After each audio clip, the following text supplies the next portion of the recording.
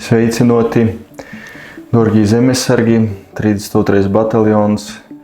Liels prieks ir sveikt jūs uz šamā skaistajā laikā, īpašajā laikā, visas baznīcas liturgiskajā dzīvē, jo mēs svinam un atceramies Kristus novi par mūsim, par mūsu grākim, un arī Kristus augšām celšanos, kai uzvaru por novi.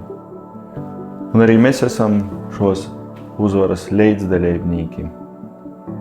Todēļ gribētu novēlēt katram no jūsim svietīgi pavadiet šo laiku, jo tīšām eistī svātki ir tad, kad mēs esam dievnamā, tad, kad mēs esam lūgšanā, un tad, kad mēs paši pīdzējojam šo satikšanos ar Jēzu Kristu, satikšanos arī ar draudzi, ar daudziem ticīgajiem, kas arī svin šos svātkus.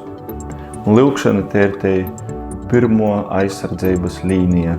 Mums ir tīšām ļoti augstu šī aizsardzība, garīgo aizsardzība, un Dievs, kurš tad tīšām stov mūsim klot, mūsu stiprina un svietēji vēlēs vēl vairāk to dariet, tad dovos mūsim to, kas mūsim ir vajadzīgs.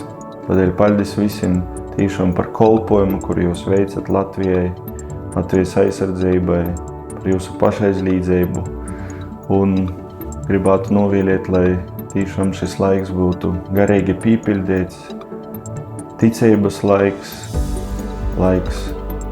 lobo uzvarai arī mūsu sirdīs, un lai šis lobais, kas uzvar, izplatās uz katru jūsu ģimeni un arī mūsu draudzīgajā kolektīvā. Visiem sveicīni, un Kristus ir augšām cielīs, patīsi augšām cielīs.